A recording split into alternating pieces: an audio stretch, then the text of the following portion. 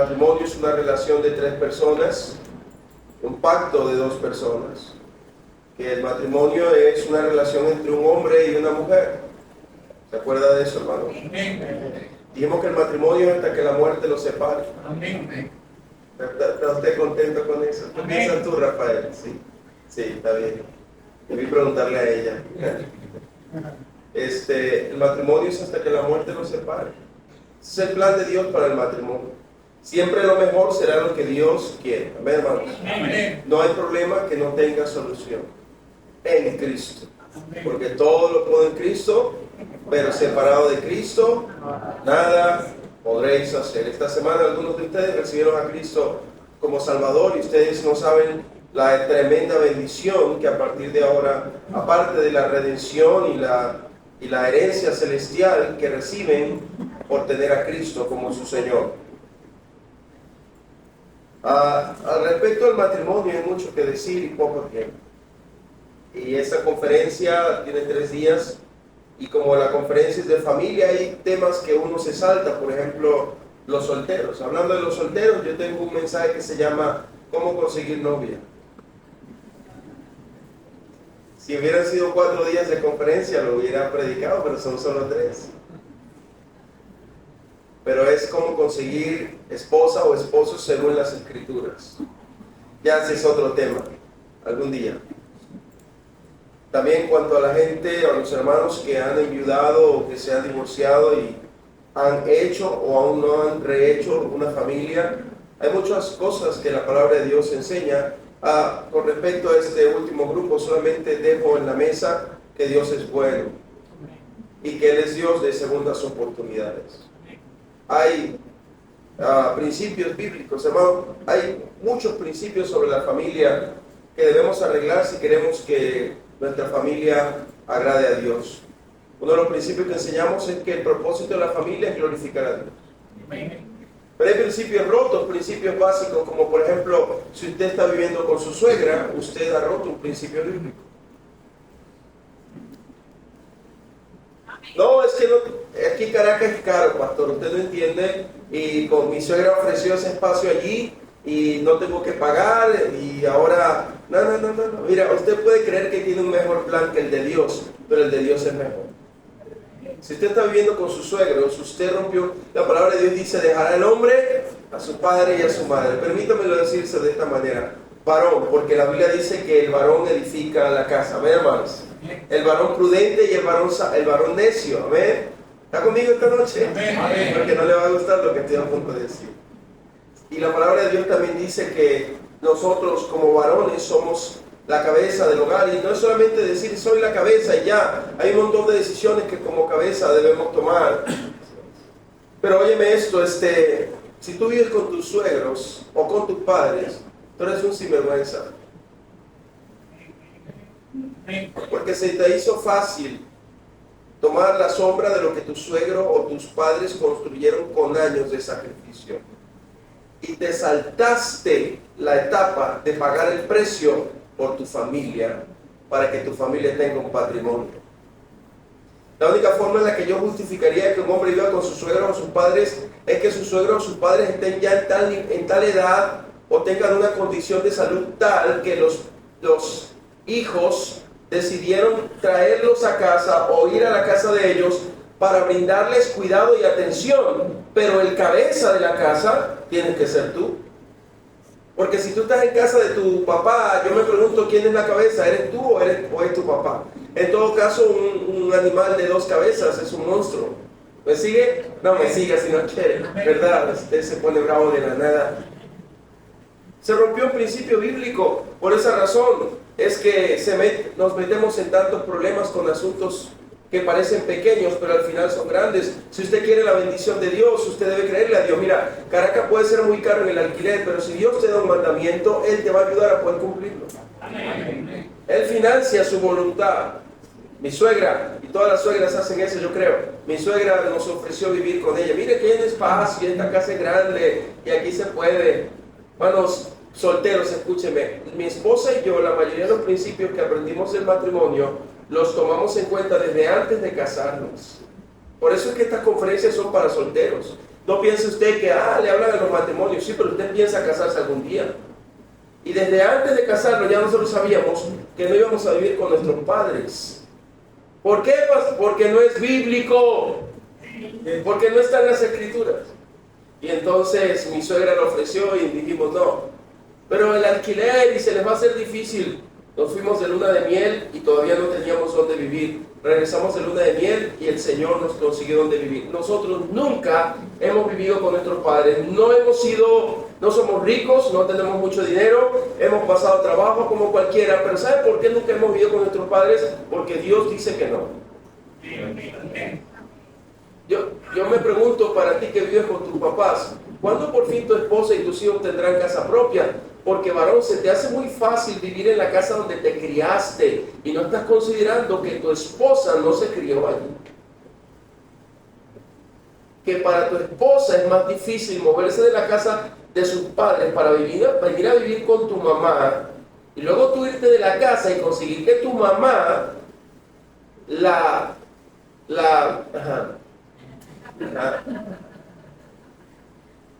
¿qué le hiciste a mi muchachita? Y llegas tú en la tarde y esa casa encendida y tú dices, pero mi amor, ten paciencia. Claro, se te hace fácil, tú te criaste ahí. Pero vete a un cuartico, 3x3, colchoneta en el suelo, cocinita, 2 hornillas eléctricas con caracol de esos que explotan, eso lo venden en lo chino. Y métase a vivir con su esposa, que Dios le va a bendecir. Amén. Ese no es el mensaje de hoy. Pero me refiero a que hay muchos principios que no se tocaron y que no da tiempo de tocar, porque el día de hoy quiero hablarte de la crianza de los hijos.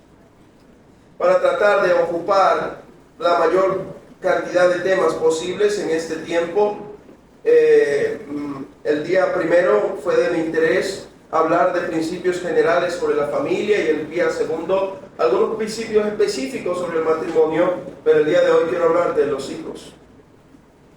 ¿Está conmigo esta noche, hermano? La palabra de Dios dice en el capítulo 18, 2 de Samuel, si es tan amable, 2 de Samuel, capítulo 18.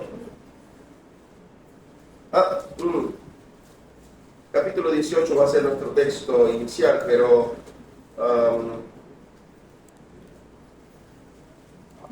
vamos a ir al capítulo 12 un momento, por favor. Después saltaré al 18. Capítulo 12, ya sabemos que David pecó contra Dios, adulterando y matando. Y luego en el capítulo 12, Natán amonesta a David. Cuando Natán amonesta a David, el versículo 13 dice, entonces dijo David a Natán, pequé contra Jehová. Y Natán dijo a David, también Jehová ha redimido tu pecado, no morirás. Mas por cuanto esto hiciste, mas por cuanto con esto hiciste blasfemar a los enemigos de Jehová, el hijo que te ha nacido ciertamente morirá. Y Natán se volvió a su casa y Jehová hirió al niño que la mujer de Urías había dado a David y enfermó gravemente. Cuando tú lees la vida de David, te das cuenta que David fue un héroe. Es muy fácil admirar a David. David tuvo muchísimas victorias. David fue quien pensó en el templo de Jehová, aun cuando ningún otro rey había pensado en eso. David se convirtió en el modelo, en el estándar, en el patrón por el cual Dios juzgó a otros reyes en el futuro, diciéndole porque no anduvo en los caminos de David su padre. David era un hombre conforme al corazón de Dios. Ahora, cuando tú evalúas la vida de David, hermanos, si fuéramos... Nosotros admiramos a David por la forma como la Biblia lo presenta, aunque la Biblia no esconde los pecados de David. No obstante, si hoy en día conociéramos a un hermano y nos enteráramos que ese hermano cometió adulterio y luego mató al esposo de la mujer con la que adulteró, usted y yo estaríamos espantados de ese hombre. ¿Sí o no? Cuando yo veo la historia de David, no veo la historia de un hombre bueno que hizo cosas buenas.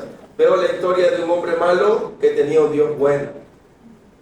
La vida de David no exalta otra cosa sino las misericordias de Dios.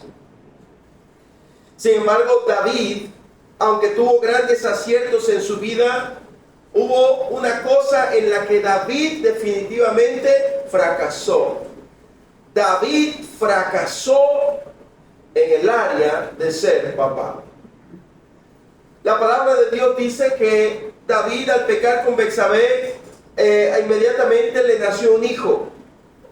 Pero cuando Natán amonesta a David, David hace algo increíble. David se entera que Urías Hetea ha muerto, y entonces Betsabé queda viuda, y David, aún habiendo sido él el autor intelectual de la muerte de Urías, David se casó con Betsabé. Y si usted conoce algo de cultura judía, si ha leído el libro de Ruth, sabrá que cuando hay una viuda ¿verdad? Y habiendo una viuda, alguien la quiere redimir, este hombre que redime se convierte como en un héroe nacional. ¿Por qué razón?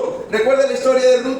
¿Recuerda la casa del descalzado? ¿Quién es el pariente más cercano? Bueno, ¿tú quieres redimirla? No, no puedo redimirla. Y entonces le quitan un zapato y es una vergüenza. Y la razón por la que no quiere redimirla es porque si él se casa con esta viuda, el primer hijo que le van a nacer será llamado del nombre del difunto.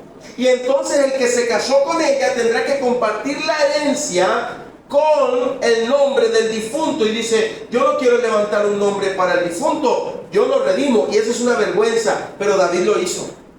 Y cuando David lo hace, David queda bien parado ante los demás. ¡Qué glorioso David! Mira cómo va a redimir a Betsabé.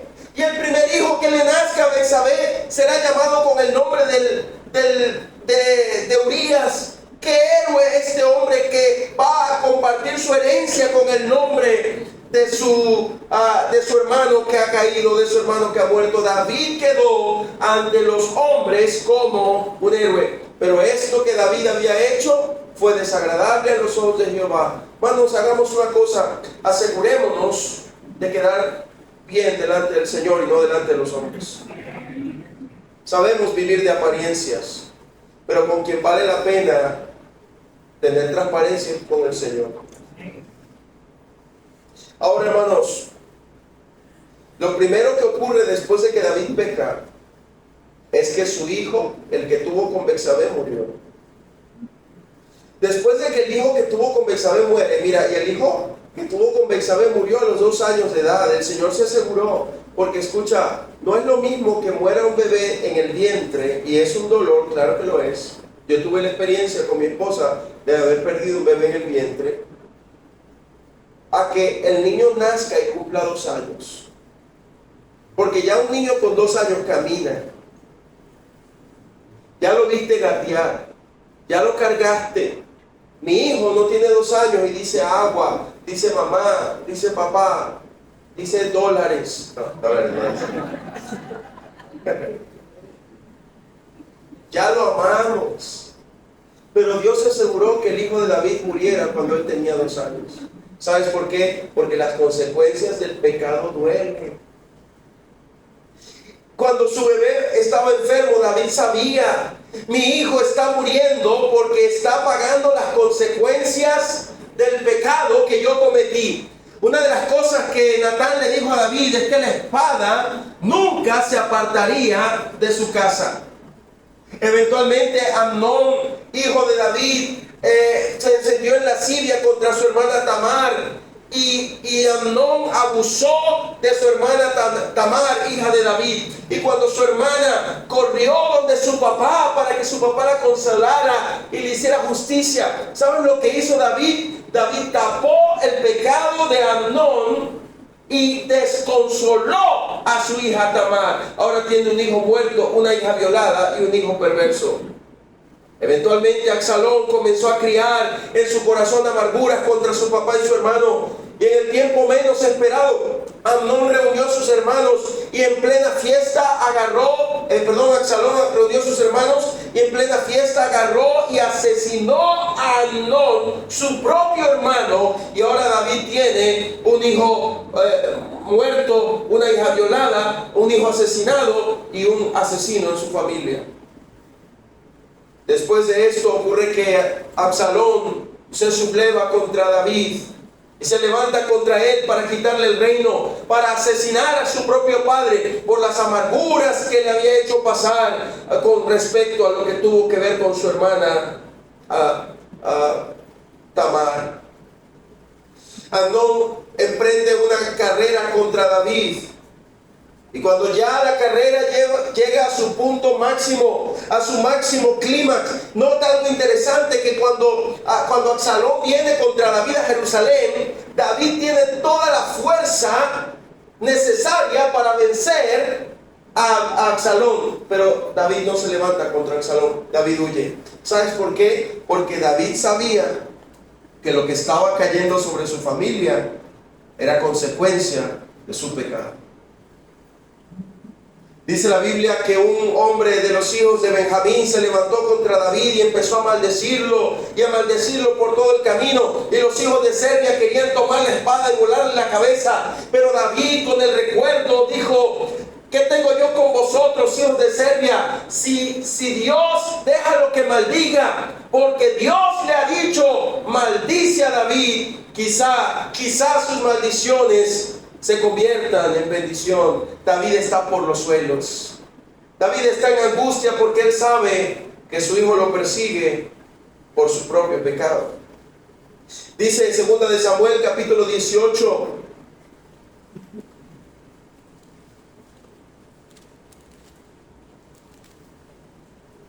Segunda de Samuel capítulo 18, versículo 28, dice: entonces Ahimaas dijo en alta voz al rey: paz, y se inclinó a tierra delante del rey y dijo: bendito sea Jehová Dios tuyo, que ha entregado a los hombres que habían levantado su mano contra mi señor el rey. Y el rey dijo: ¿el joven Absalón está bien?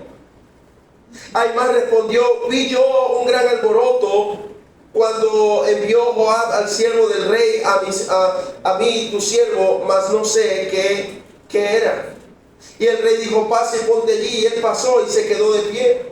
Luego vino el etíope y dijo: reciba nueva mi señor el rey, que hoy Jehová ha defendido tu casa de la mano de los que se habían levantado contra ti. El rey entonces dijo al etíope: ¿el joven Absalón está bien? Y el etíope respondió: como aquel joven sean los enemigos de mi señor el rey y todos los que se levantan contra ti para mal. Entonces el rey se turbó y subió a la sala de la puerta y lloró y yendo decía: hijo mío Absalón, hijo mío Absalón, ¿quién diera que muriera yo en lugar de ti, Absalón, hijo mío, hijo mío?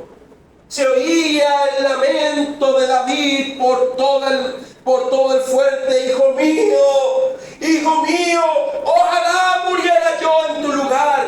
No es que Absalón no mereciera el castigo que Dios permitió que le viniera, pero David sabía que tenía una hija violada, que tuvo un hijo perverso, que su otro hijo fue asesinado, que su hijo pequeño murió, que su hijo se convirtió en un asesino y que ahora su otro hijo estaba muerto, su amado, el hermoso de Israel, aquel cuyos cabellos eran tan largos y era tan hermoso, y ahora lo lloraba por los pasillos: hijo mío Absalón, hijo mío.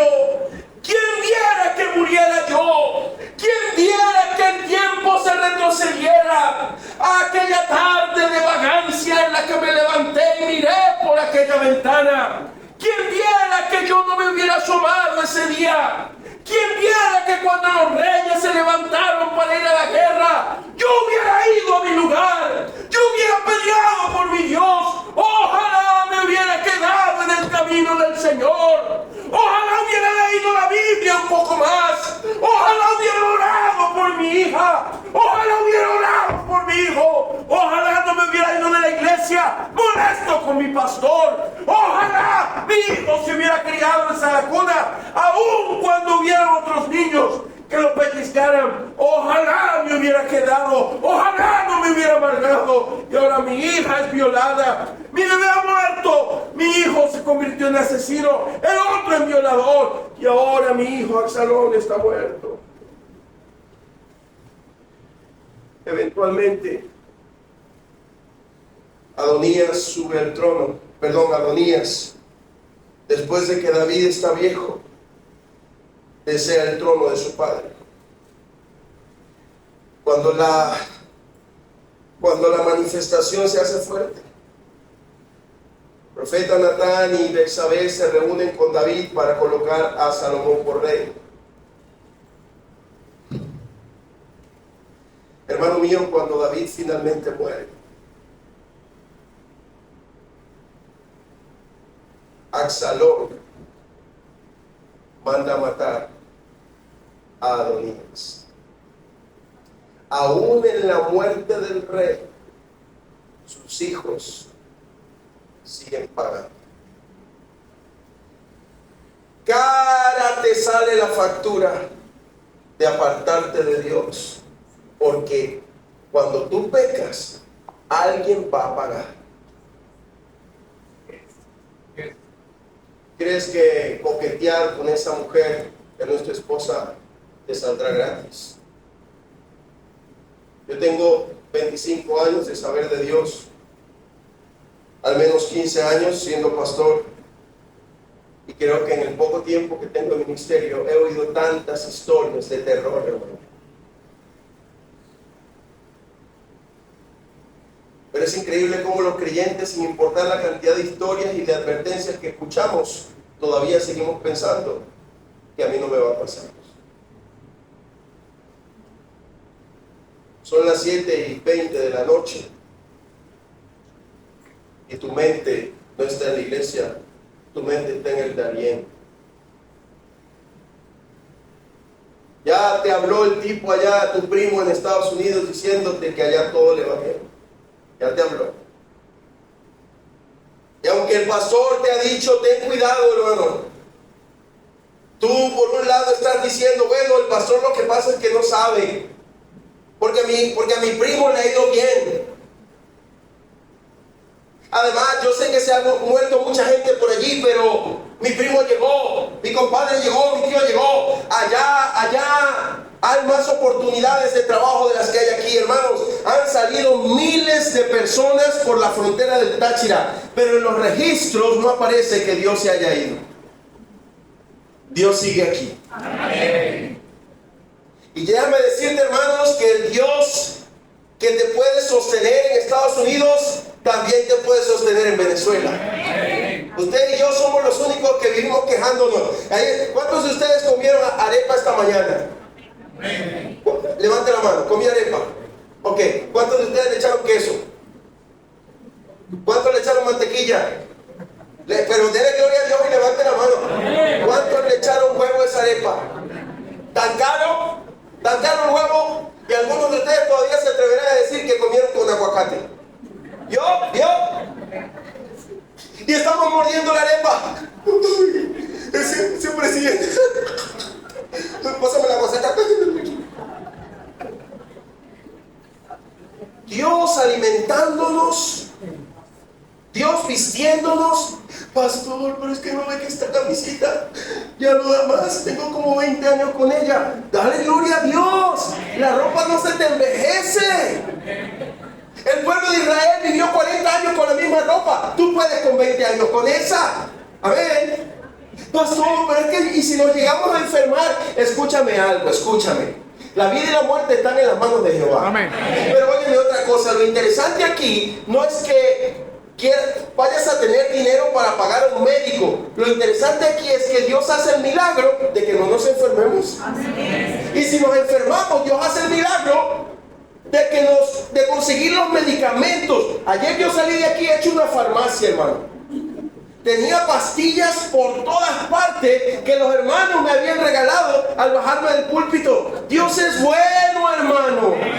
La palabra de Dios dice, no os neguéis el uno al otro, a no ser por un tiempo de mutuo consentimiento. Y esto para ocuparos sosegadamente en la oración, pero luego volveros a juntar en uno para que no os tiente Satanás. ¿Cuántos esposos entienden este versículo? ¿Sabes lo que ahí está diciendo? No te niegues a tu esposo, a tu esposa. No sé cómo decir esto. Hay niños acá menores de... Sí hay, claro que hay. Por eso es que no, en toda la semana no he dicho nada que... No te niegues a tu esposo. Ahora yo tengo una pregunta. Si la Biblia dice que para que no te tiente Satanás no debes pasar demasiado tiempo lejos de tu esposa, ¿qué crees que va a pasar después de que cruces ese Darién? ¿Quién te dijo a ti que es la voluntad de Dios que un esposo se separe de su esposa por razones económicas? ¿Quién te dijo eso? Usted se va a meter en un problema. Es posible que usted sí logre cruzar el Darién, y es posible que usted siga a México, y es posible que usted siga a Estados Unidos, pero si usted está lejos de su esposa, si usted se tiene que ir y su esposa y sus hijos se quedan aquí, esa no es la voluntad de Dios. Amén. Porque no es el plan del Señor que usted se separe de su esposa. Yo no estoy diciendo que sea pecado que viaje, pero asegúrese que sea la voluntad de Dios, porque el lugar más peligroso del mundo se convierte en el más seguro si usted está en el centro de la voluntad de Dios. Amén. El lugar con más escasez de este mundo se convierte en el lugar de nuestro sustento cuando caminamos con Dios. Amén. Mujer, si tu esposo está pensando irse, hínquese a orar hasta que le salgan callos de los pies, porque su esposo se va para destruir su familia. Él no lo sabe. Cuando él llegue allá y haya dicho, yo quiero mandarle, bueno, usted sabe cuánta gente, vecinos suyos, vecinas, niños en la calle, mujeres solas, y cuando les preguntan por los esposos, ¿dónde están? En Perú, en Ecuador, en Bolivia, están en todas partes. Ya tienen como 5 años allá, dijeron que las venían a buscar al año, ni siquiera les mandan para los pañales. ¿Y sabes por qué? Porque ya tienen otras mujeres allá. Tú dirás, pastor, pero mi esposo no se va a eso. No, es que ninguno se va a eso, pero eso es lo que va a ocurrir, porque no hay manera de que usted rompa principios bíblicos y le vaya bien. ¿Sí me sigue? Tus hijos te van a necesitar. Mira, se hizo un estudio en el Bronx, en las cárceles del Bronx, y en este estudio se determinó que la mayoría de los hombres que están presos en esta ciudad de Nueva York, en este sector de Nueva York, crecieron sin la presencia de su papá. Y que la mayoría de las muchachas que estuvieron embarazadas precozmente crecieron sin la presencia de su papá. No sin la presencia de su mamá, sino la de su papá. Hermana, yo no sé qué le dices tú a tus hijos de su papá, pero su papá es importante para formar carácter en los hijos. Amén. Un estudio demostró que el primer rostro que un bebé debe ver al levantarse en la mañana en su cuna es el de su papá. Eso produce en la mente del bebé un sentimiento de seguridad, porque el varón le brinda al hogar un roble, un cimiento firme. La mujer es más emocional. Por esa razón, cuando los hijos crecen solo con mamá, hay carencias emocionales que no pueden llenar, porque su papá, porque Dios diseñó la familia para que hubiera un papá. Y hermanos, no un papá de llamadas de WhatsApp, no un papá que solo vende una foto en un estado, no un papá que los llama cada 3 meses según el saldo le permite. No, un papá que crece con ellos, un papá que se come lo mismo que ellos, un papá que camina con ellos, un papá que les da firmeza. Llega la jovencita y crece sin el amor de su papá, y cuando viene el primer manganzón y le dice que la ama, se va corriendo detrás de él, porque ella necesitaba crecer con el amor de un hombre. Ese hombre es su papá. Hermana, si tú ya no tienes al hombre que es papá de tus hijos junto a ti, y te ha tocado criar a los niños sola, tú no estás condenada a que tus hijos salgan mal. Tú caminas con Dios. Jovencito, si tú estás creciendo, o jovencita, si tú estás creciendo y tu papá no está contigo por la razón que sea, tú no estás condenado o condenada a que te vaya mal. Escúchame esto. Aunque mi padre y mi madre me dejaran, con todo Jehová me recogerá. Dios es Dios de segundas oportunidades. Te voy a decir cuál es, quién es mejor papá para mis hijos que yo. Jehová Dios. Si tu papá o tu mamá, mejor dicho, tu papá no está contigo, señorita, ¿no crees que por eso vas a salir embarazada a corta edad? Usted camine con Dios. Mamá, si usted está criando a sus hijos sola, no se vaya a creer ese cuento, yo soy papá y mamá a la vez. No, señor, usted es mamá, usted no podrá ser papá, nunca podrá brindar lo que Dios diseñó que el papá brindara. Usted es una mamá que va a echar a sus hijos adelante, pero caminando con Dios. Amén. Y cuando usted necesite que un hombre la ayude, hay un hombre que se llama Jesucristo, Él la va a ayudar. Amén. ¿Sí me sigue? No va a ser fácil, claro que no.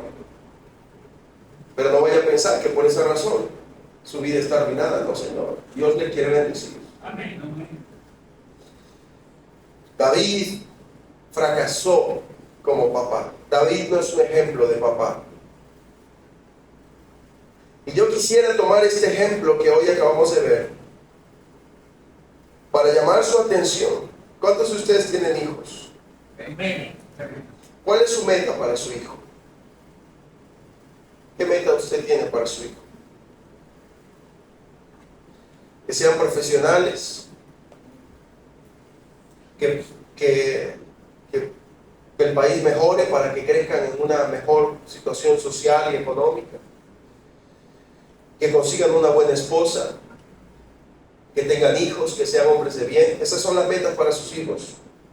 Quisiera que por un momento vaya a Tercera de Juan, y versículo 3, capítulo que usted quiera. Tercera de Juan, capítulo que usted quiera, versículo 3, dice: pues mucho me regocijé cuando vinieron los hermanos y dijeron testimonio de tu verdad, de cómo andas en la verdad. ¿Está conmigo, hermano? Amén. Verso 4 juntos.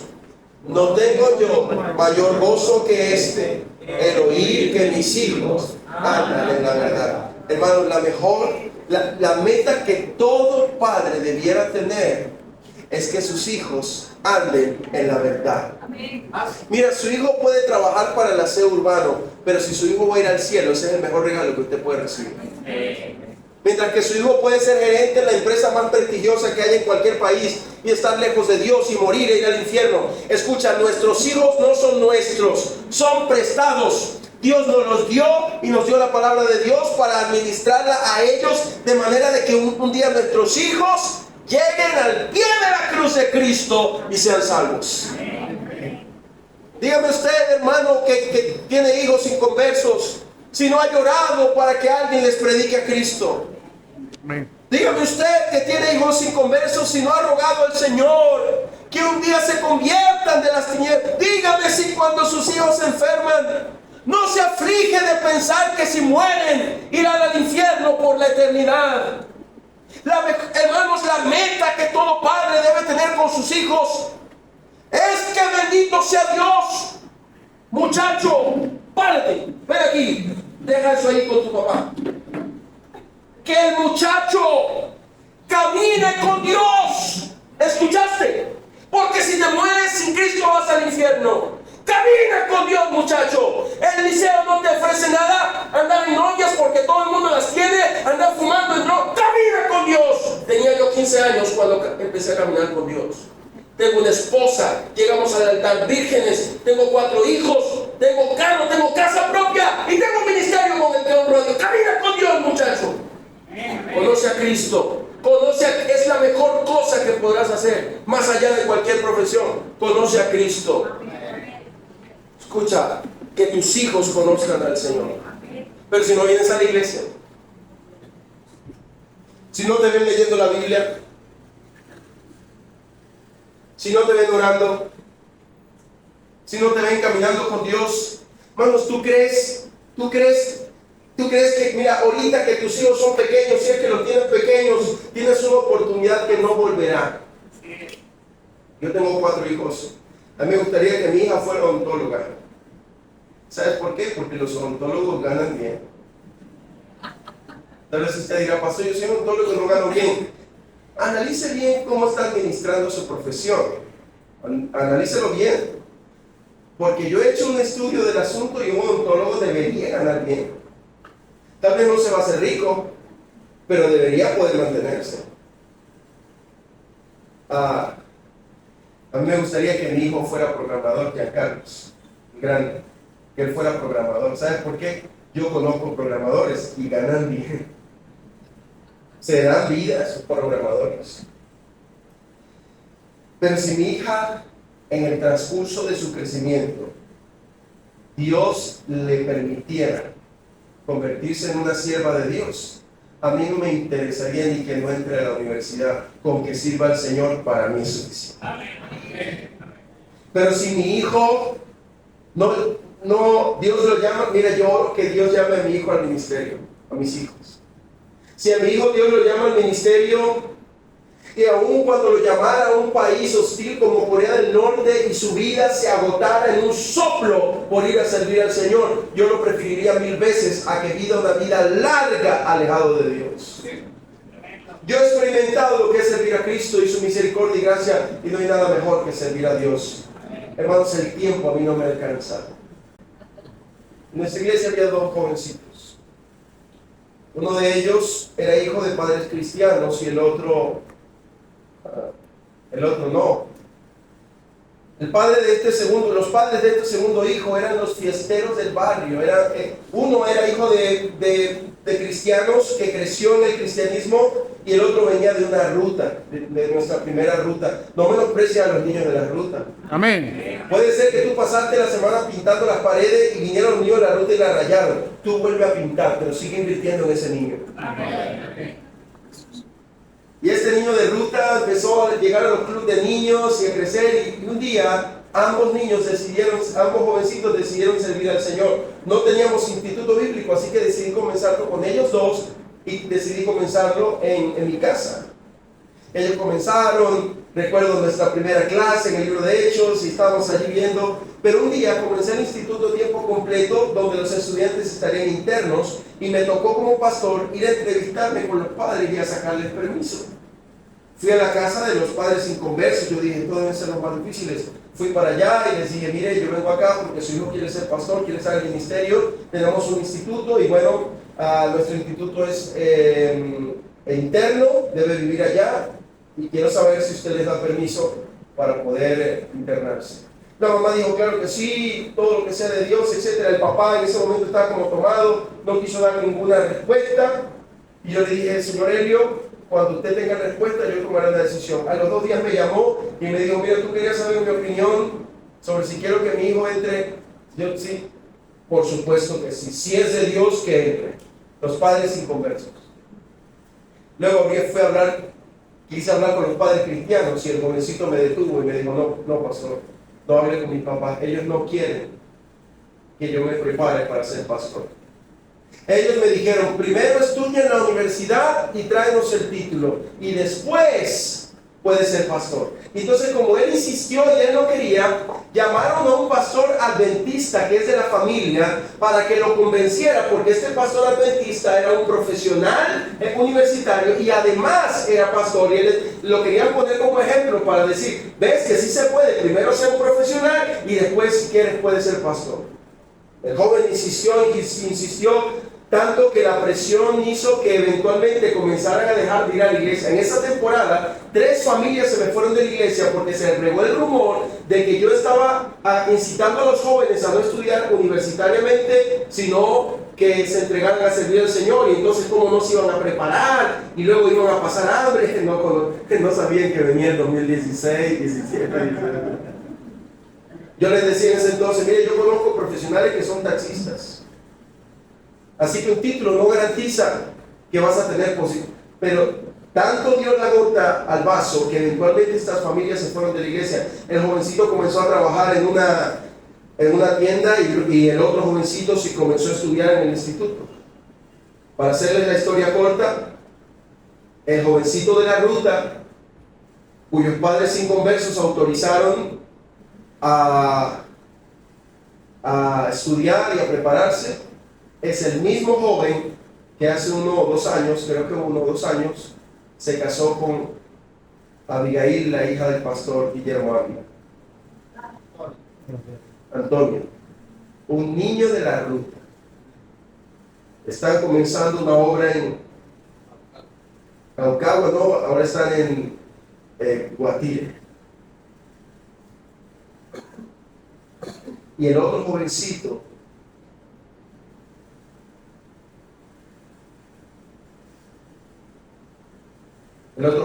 está lejos de Dios. Tan lejos de Dios, hermano, que da tristeza. ¿Sabes por qué? Porque ese niño me lloró, pastor, mis papás no quieren que me prepare para servir al Señor. Ahora es un joven adulto, la misma edad de Antonio, y está lejos de Dios. Yo no he vuelto a hablar con sus padres después de aquella ocasión. Pero si sus papás son tan sensatos como alguna vez los conocí, Yo creo que un día como hoy quisieran volver en el tiempo y cambiar su decisión y decirle: sí, hijo, sirve al Señor. Porque, hermanos, no hay nada mejor que servir a Cristo. Que nuestros hijos anden en la verdad es la premisa, ¿sí o no? ¿Cuál será la profesión de tu hijo? ¿Será un youtuber? ¿Un influencer? ¿Qué será? Si tu hijo quiere servir al Señor, yo sé que no me vas a hacer caso, pero si tu hijo quiere servir al Señor, tómate un momento para acercarte a Dios y preguntarle: Dios, yo quería que mi hijo fuera un abogado, pero ¿será que tú quieres que mejor él sea un siervo de Dios? Mi mamá, ahora mami, esto va a ser mi inquietud, habrá cosas que cortar aquí. No. Mi mamá le insistí para comenzar a estudiar en el seminario, yo estaba estudiando en la universidad, y mi mamá me decía que no, que le consiguiera un título, yo de hecho comencé a estudiar en la universidad en obediencia a mis padres, porque mi pastor me dijo: no, honra a tu papá, entrar a la universidad. Y comencé a estudiar, pero hermanos, yo no quería estar ahí. Yo quería servir a Dios, yo quería prepararme para el ministerio. En el tercer semestre le volví a insistir a mi mamá: mamá, por favor, déjame ir al seminario. Y me dijo: bueno, está bien, vete. Pero no me lo dijo como: sí, hijito. No. Bueno, vete. Y yo lo vi como una respuesta a la oración. Mi mamá en una oportunidad llegó a decirme: bueno, pero si te conviertes en ella no dijo un muerto de hambre, pero algo parecido. Si te conviertes en alguien así, no vayas a venir. Con el paso del tiempo, hermanos, me gradué del seminario y comencé a pastorear. Y un día subí a Facebook unas fotos bautizando gente. Y mi mamá comentó: este es mi hijo, mi amado hijo, el pastor de la familia. No, eso fue un testamento. Pero sabes, era Dios acordándome de aquel día en el que mi propia mamá me dijo: no hagas eso, y no te va a ir bien. Y aunque me dio el permiso a regañadientes, obedecí al Señor. Y hoy, por la gracia de Dios, no solamente tengo un ministerio para honrar a Dios, sino que mi mamá me ama. Mi mamá está contenta, hermanos, con su hijo, el pastor. Amén. Jovencito, tú le vas a decir a tu mamá: mamá, pero yo quiero servir a Dios. Y tu papá te va a decir: no, señor, usted primero va a ser abogado de la República para que se meta en ese nido de cuervos donde yo trabajo y ahí se convierta en un tipo de mente correcta. No. Hay abogados que son gente sana, hermanos. Y después busca de Dios. Hermano, este mundo está diseñado para alejar a sus hijos de Dios. Este mundo está diseñado para alejar a sus hijos de Dios. La mejor profesión que sus hijos pueden tener es ser siervos de Dios. Amén. Si me acompaña a Efesios capítulo 5. ¿Hay padres aquí? Amén. No provoquéis a ira a vuestros hijos, sino criarlos en disciplina y amonestación del Señor. Esta palabra disciplina la podemos traducir como entrenamiento. Criar a los hijos no es apalearlos cada vez que quiero. La palabra disciplina literalmente significa entrenamiento. Es a un discípulo con el que voy a caminar para entrenarlo. ¿Me está siguiendo, hermano? Ahora acompáñame a Deuteronomios. Perdone la velocidad con la que voy, pero quiero enseñarle estos principios para que no nos veamos en el espejo en el que David se vio. Deuteronomios capítulo 6. Versículo 1. Estos pues son los mandamientos, estatutos y decretos que Jehová vuestro Dios mandó que os enseñase para que os pongáis por obra en la tierra a la cual pasar vosotros para tomarla, para que temas a Jehová tu Dios, guardando tus estatutos y sus mandamientos que yo te mando hoy. ¿Está conmigo ahí, hermano? Amén. ¿Quién lo debe guardar? Tú, tu hijo, ¿y qué dice luego? Y el hijo de tu hijo todos los días de tu vida, para que tus días sean prolongados. Yo no sé si usted está viendo algo en este versículo. En este versículo hay una promesa. Ahí dice: estos son los estatutos que yo te mando hoy, para que lo guarde ¿quién? Tú, tu hijo. ¿Sabe lo que me dice la Biblia? Que hay una posibilidad que hay una promesa de que si tú caminas con Dios, quizá tus hijos caminen con Dios. Pero no solo tus hijos, aún tus nietos pueden que caminen con Dios. Amén. Qué interesante que un niño de iglesia, ¿cuántos años tiene? 15 me dijiste. ¿Cuántos? 13. ¿Desde qué edad estás aquí en la iglesia? ¿De qué edad? Desde 2019, ¿cuántos años? Hace 5 años tenías 8 años. Tenía 8 años. En promedio, los niños de Salacuna, los niños que crecen desde Salacuna, hijos de los hermanos, a los 12 años ya no están en la iglesia. Cuando los niños que vienen de Salacuna crecen, a la edad de la adolescencia, ya no quieren estar en la iglesia. Los perdemos. Pero este versículo me dice que hay una posibilidad de que si yo guardo los mandamientos del Señor, mis hijos y mis nietos también lo hagan. Yo no sé si recuerda en la Biblia a unas abuelitas, a una abuelita que influyó para que su hijo sea un siervo de Dios.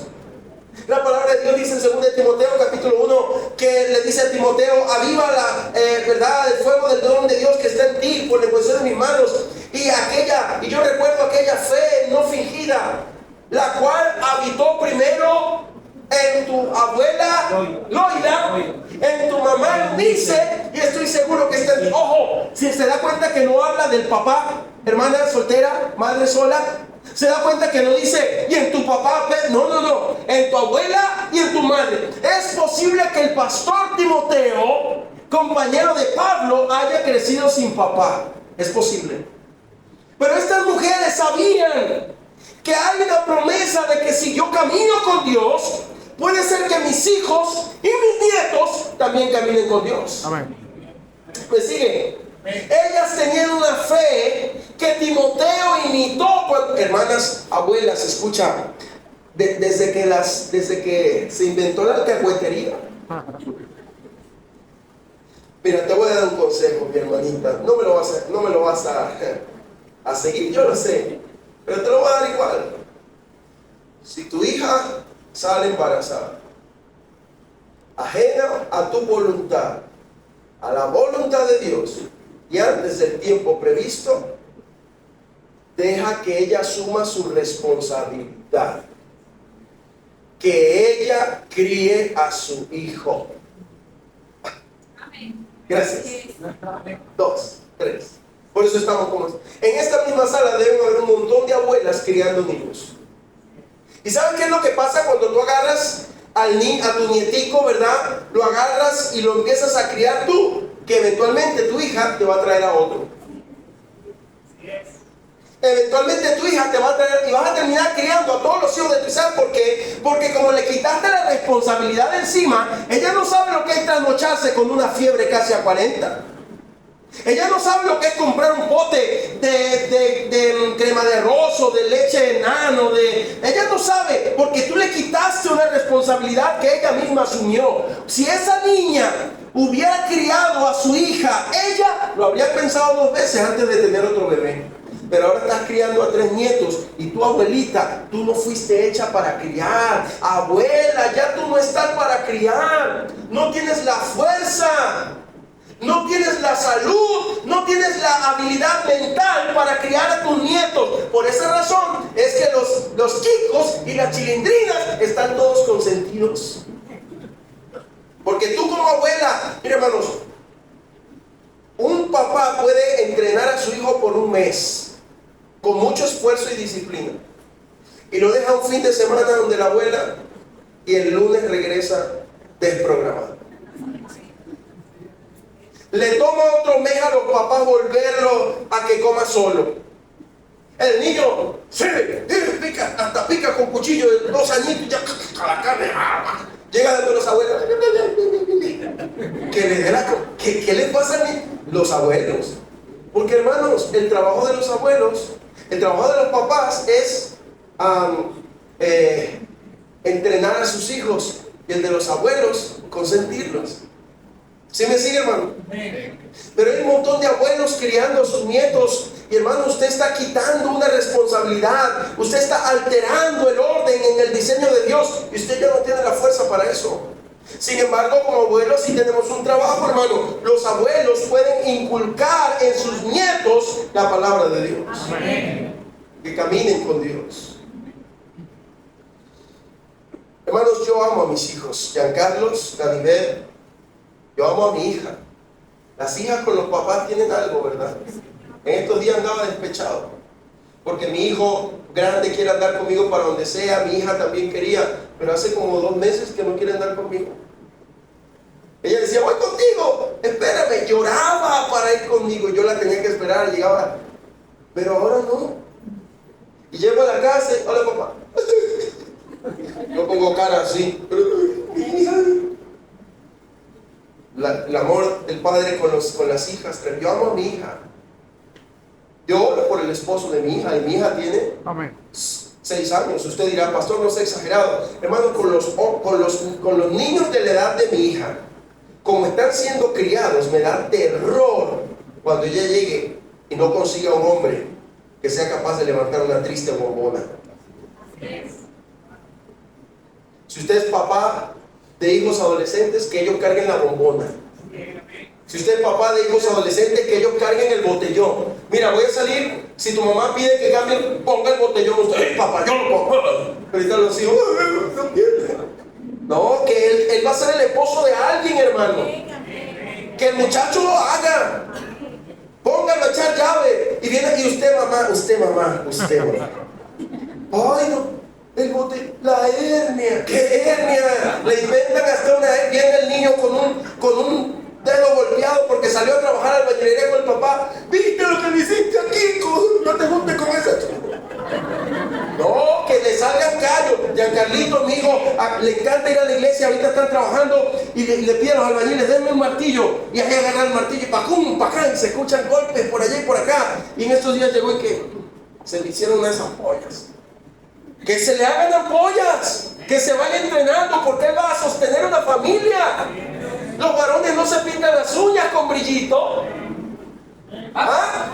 Los varones no se echan brillito en los labios. Los varones no se sacan las cejas, varón. Lo repito. Los varones no se sacan las cejas. Los varones no se afeitan las piernas. Yo no me imagino un varón en un baño de la casa. Eso hay que cortarlo. Y ellos lo saben. ¿Sabes cómo sé que los varones saben que eso no es de hombres? Porque yo nunca he visto un varón sentado en un parque haciendo, a menos que... A eso sí los he visto. Tú que te afeitas, tú no eres capaz ahorita de entrar. Mira, yo digo que estoy ocupado. No, lo haces escondido. Te sacas el pelo escondido. Los varones no se pintan el pelo. Pastor, eso está en la Biblia, está en la Biblia. La Biblia dice que Esther fue tratada 6 meses con afeites de mujeres. O sea que hay afeites de mujeres y hay afeites de hombres. ¿Sí me sigue? Amén. Ay, pero es que se ve bello. No, es que los hombres no fueron creados para ser bellos, hermano. Bellas las hermanas, pero los varones fuimos creados para salir para adelante. Amén. Para trabajar, para echarle ganas, para sostener un hogar. Si me siga, hermana, haga un hombre de su hijo y haga una mujer de su hija. Las señoritas, ¿qué hace una señorita inscrita en un equipo de fútbol? Pastor, me estoy desviando, pero bastante. Pero viste que nadie dijo amén. ¿Usted sabía que hay un índice de lesbianismo elevadísimo en los equipos deportivos femeninos? ¿Usted sabía la sexualización que hay en los equipos? Los equipos de voleibol femenino tienen que jugar casi que con ropa interior. ¿Cómo un padre cristiano permite que su hija sea exhibida así en un juego que, por cierto, es para un juego masculino?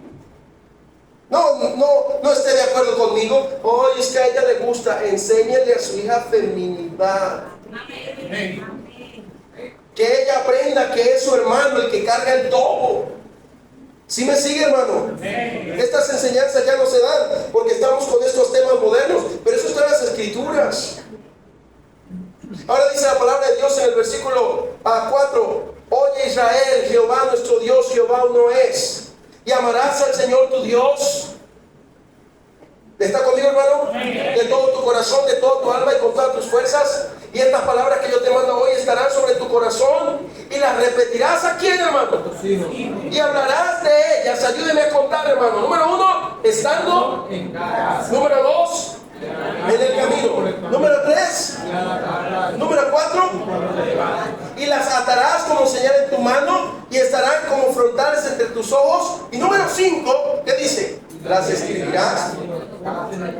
Entonces la Biblia dice que para que mi hijo sea bendecido con la palabra de Dios y para que mi nieto sea bendecido con la palabra de Dios, yo debo enseñarle la Biblia al acostarse, al levantarse, en la casa, en el camino, y debo escribirlas en los postes de las casas. Amén, hermano.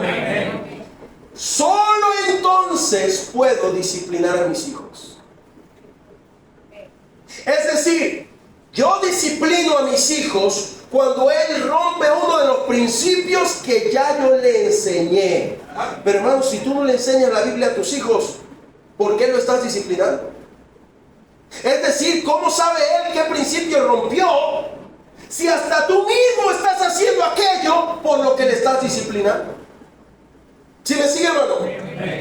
Tú mismo estás deseando que tus hijos caminen con Dios, pero ellos no te ven a ti caminando con Dios. La palabra de Dios dice que gobierne bien su casa. Esta palabra gobernar significa ir adelante. En otras palabras, un varón que se muestra como ejemplo de su esposa y de sus hijos. De manera que cuando un papá se siente en la noche, ahí se acuestan los niños, le lee la Biblia o el libro de historias bíblicas, o le cuenta un cuento bíblico o una historia bíblica, y entonces si ellos hacen preguntas, les responde. Ellos luego se duermen. A la mañana siguiente, cuando se levanten, oramos con ellos o le respondemos alguna pregunta de la Biblia. Luego, cuando vamos en el camino, hacen preguntas de la Biblia o hablan de algún versículo o hacen alguna pregunta de las cosas de la iglesia, y luego en la noche, otra vez cuando se acuesten, o la leen en diferentes partes. Así es como la Biblia dice. Es un entrenamiento. No es simplemente que tu hijo te colmó la paciencia y entonces descargaste tu frustración con él. La palabra de Dios dice que no debemos exasperar a nuestros hijos. Mi esposa pasa tiempo con nuestros hijos.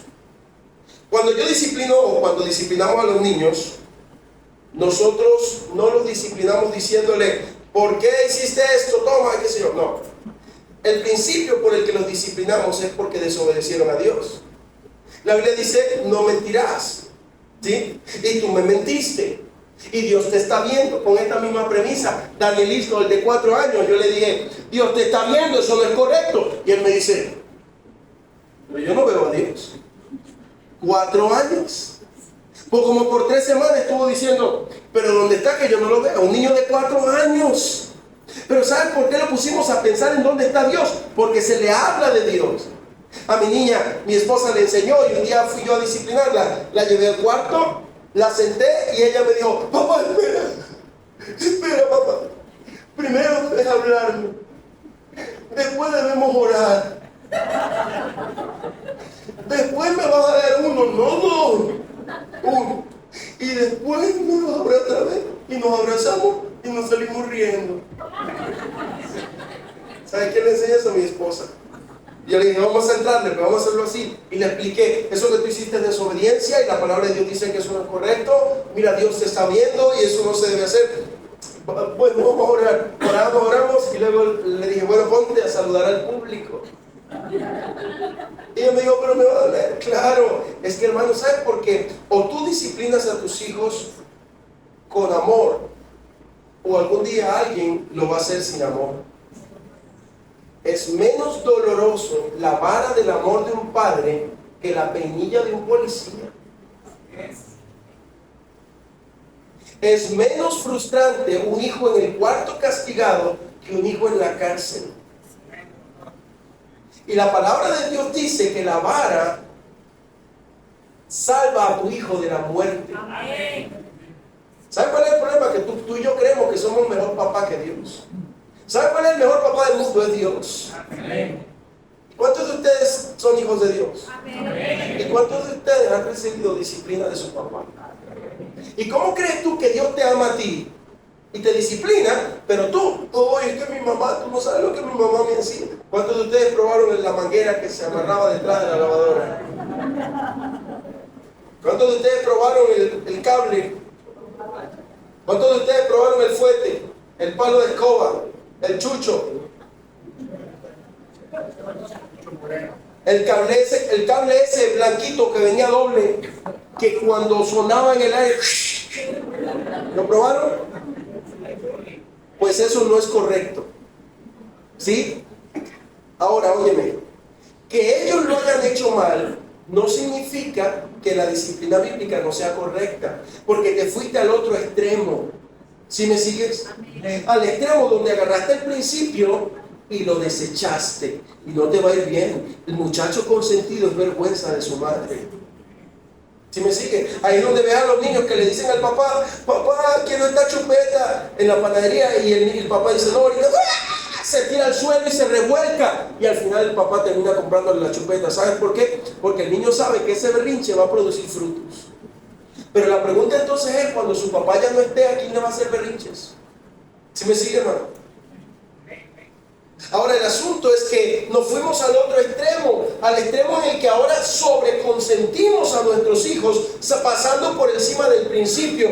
Pero óyeme, la corrección es bíblica, pero tiene que hacerse de acuerdo a la Biblia. ¿Tú le explicas la Biblia a tus hijos? Por cierto, papá, esa no es responsabilidad solo de tu madre. La Biblia dice, oye, hijo mío, la instrucción de tu padre y no menosprecies la dirección de tu madre. Amén, hermano, ¿está conmigo? Le voy a recitar unos versículos por falta de tiempo, los anota por allí. Proverbios 13:24 dice, el que detiene el castigo a su hijo aborrece, mas el que lo ama desde temprano lo corrige. ¿Me sigue, hermano? Proverbios 19:18, castiga a tu hijo entre tanto que hay esperanza, mas no te apresure tu alma a destruirlo. Llegará una edad en que ya no podrás hacer esto. Una edad en la que aunque lo hagas, ya no tendrá el mismo efecto. ¿Sí me sigue? Ustedes que son padres de hijos grandes, saben que ya no pueden hacer esto. No serviría de nada. ¿Me estás siguiendo, hermano? Aunque te voy a decir algo. Mi mamá me crió en disciplina. Yo tengo 40 años. Y yo respeto a mi mamá. Yo creo que ya mi mamá, con la atención y el corazón y todas las cosas que tiene, ya no lo haría. Pero yo todavía sigo creyendo que un día de esto mi mamá me puede volar los dientes. Yo a mi mamá yo amo a mi mamá es mi amiga.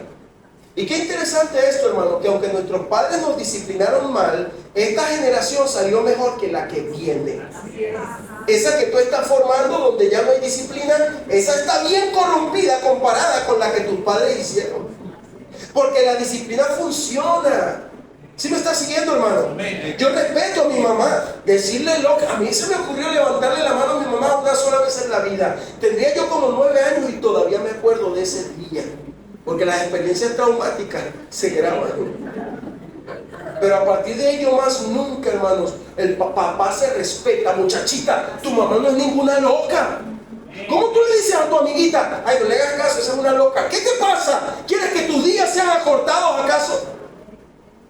Tu papá sale temprano a trabajar y a sudarse para que tú tengas esa arepa en la mesa y te vienes a quejar porque no tiene carne. ¡Cómete eso! Mi mamá decía, una vez mi mamá me sirvió una comida y yo dije, ay, no quiero eso, me dejó sin comer.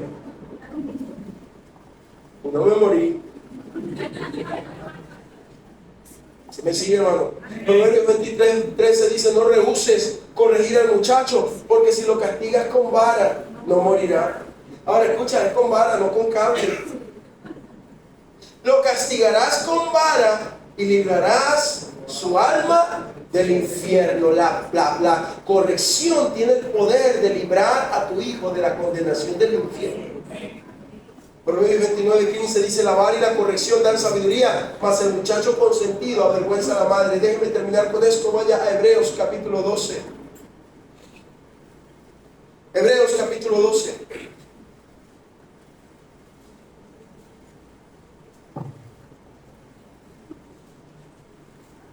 Versículo 7 dice, si soportáis la disciplina, Dios os trata como a hijos. Porque ¿qué hijo es aquel a quien el padre no disciplina? Déjeme responder esa pregunta. El tuyo. En esa época, el escritor de Hebreos se sorprendería de oír que hay un papá que no disciplina a sus hijos. ¿Sabes por qué? Porque no disciplinar al hijo es síntoma de que no lo amas. ¿Me sigue? Pero el tuyo. ¿Qué hijo es aquel a quien el padre no disciplina? Pero si se os deja sin disciplina, de la cual todos han sido partícipes, entonces ¿cómo tratas a tu hijo? ¿Qué dice? ¿Sois bastardos? Y no hay hijo. Por otra parte, tuvimos a nuestros padres terrenales que nos disciplinaban y los venerábamos. ¿Por qué no obedeceremos mucho mejor al Padre de los Espíritus y viviremos? Y aquellos ciertamente por pocos días nos disciplinaban como a ellos les parecía, pero para lo que es de provecho, para que participemos de su santidad. Hermanos, ¿qué hijo? La palabra de Dios dice que evidencia de amor es la disciplina. Mira, si tu hijo ya comió, ya se bañó, ya durmió, no tiene calor, no tiene frío, está limpio y de todas maneras sigue llorando, ese niño lo que está diciendo a gritos es que necesita que lo disciplinen. ¿Sabe por qué? Porque la disciplina es medicina para el necio. Mi hijo, ojalá lo tuviera aquí porque sería bueno hacer la ilustración con él. Pero mi bebé es un amor, es hermoso como su papá. Se ríe, me siento mal. Pero la necedad está ligada al corazón de mi bebé. Mi bebé tiene 1 añito y 4 meses y es un necio, es un inconverso. Si yo no aprovecho los días que Dios me dio para cuidarlo, un día va a morir y va a ir al infierno con todo lo que yo lo amo. Yo le doy gracias a Dios que mis hijos tienen de 9 a 1 año. Estoy a tiempo para que mis hijos caminen con Dios. La salvación no se hereda, así que no tengo la garantía de que van a buscar de Dios. Pero escúchame, yo voy a aferrarme a los principios bíblicos porque tal vez no, seguro el plan de Dios funciona mejor que el mío. Amén. ¿Quieres tú que tus hijos caminen con el Señor? Te va a tocar criarlos de acuerdo a los principios de la palabra de Dios. Yo me pregunto este día, ¿cuántos de ustedes estarían dispuestos como Abraham a poner a su hijo en el altar para que no te pase lo de David? ¿Cuántas abuelas a las que le ha tocado criar estarían dispuestas a poner a su nieto en el altar como lo hizo Abraham para que no te pase lo de David? ¿Cuántas madres solas estarían dispuestas a poner a su hijo en el altar como lo hizo Abraham para que no te pase lo de David? Hermano, usted ama a sus hijos. Usted ama a sus hijos. Amén. Empieza a vivir por principios. Si aún no estás suscrito, presiona el botón rojo y da clic en la campanita.